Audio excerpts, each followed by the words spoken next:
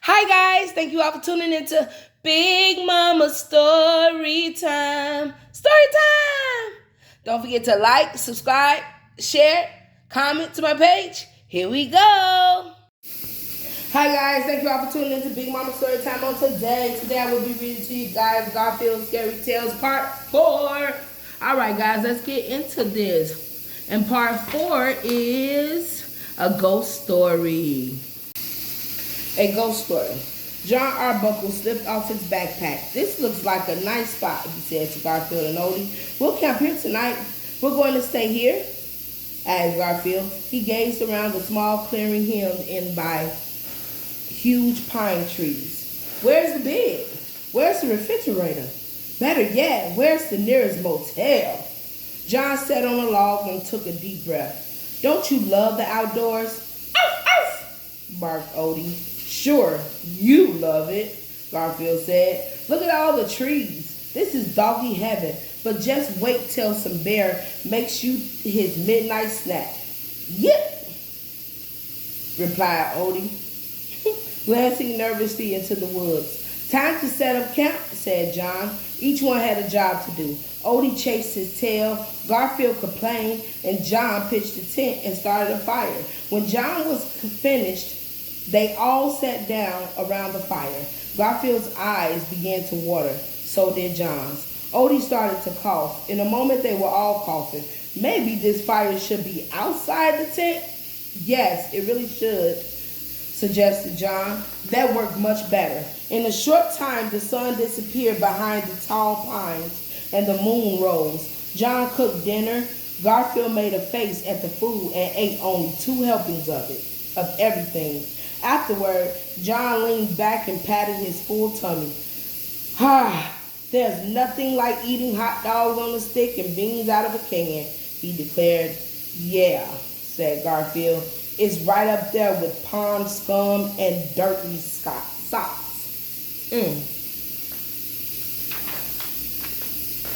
Do you know what we need now? John asked. Immediate rescue, said Garfield. We need a good scary story. How about this? Said John. It was a dark, dark night in the deep, deep woods. That sounds familiar, observed Garfield, looking around. 3 campers sat around a cackling campfire. Somewhere in the forest, an owl hooted. Just then, somewhere in the forest, an owl did hoot. The 3 campers sensed that they were not alone, continued John. Suddenly, they heard a twig snap. Suddenly, a twig did snap. Yikes! Cried Garfield. John and Odie clinging to each other.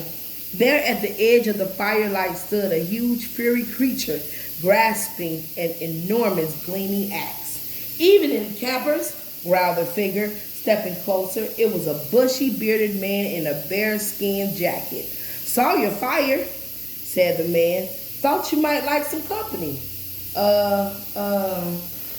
Sure, stammered John. Be our guest.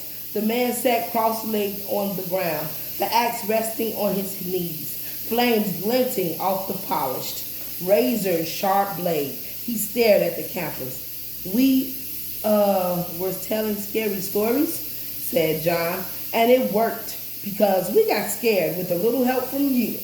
John laughed nervously, but the stranger didn't cackle or smile. Wow. I know a scary story, the stranger offered, leaning forward.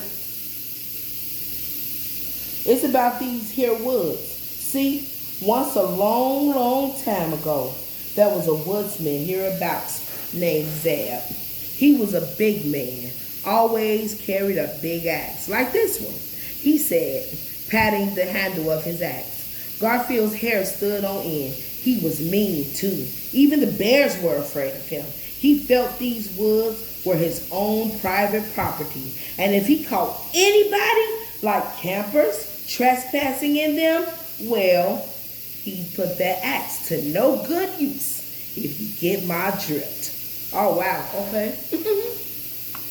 I think he's threatening y'all. I get it, squeaked John, beginning to sweat. One day, Zeb is tromping through the woods, the stranger continued, when he hears this singing. Well, you know how Zeb feels about people trespassing in his woods. So he sharpens his axe with a stone, then creeps without a sound toward the singing. But when he peeks out, he sees this woman beside a brook singing to the water. She's the most beautiful thing he's ever seen. And just like that, the stranger snapped his fingers. Mean old Zeb falls in love. He wants to talk to this woman, hold her hand, look into her eyes. So he steps out of the trees. The second this woman spots him, all big and ugly, carrying the axe, she bolts. Zeb chases her mile after mile through these woods, trying to convince her that he means no harm. Finally, he comes to the edge of a cliff, high above the lake. The woman is nowhere in sight. She's not on the rocks. No telltale ripples in the lake. She's just disappeared. This is worse than one of John's dates, thought Garfield. Old Zeb went crazy, cut down every living thing in his path, looking for that woman. He hunted for her till his dying day. They say he still hunts these woods, carrying that huge axe. The stranger began tapping his axe on his enormous palm, searching, but never finding her. So he just gets meaner and meaner and angrier. And if he ever meets anyone in these woods, why, Garfield, John, and Odie didn't want to hear the end of the story. They went running away through the woods just as fast as their trembling legs would carry them. The stranger watched them go. Then he set his axe on the ground and picked up John's backpack. Soon he was stretched out by the fire, eating hot dogs and beans. Zeb, he said to himself, one of these days, campers will stop believing that silly story. But until then, it's sure loads of fun. He played them all good, guys. All right, guys. That is the end of... I always got to go back to this one. Yeah, a ghost story. All right, guys. That is Garfield's Scary Tales. Thank you all for tuning in to Big Mama Story Time. Please do not forget to like, subscribe, share, page if you haven't done so already. Thank you, guys. Bye.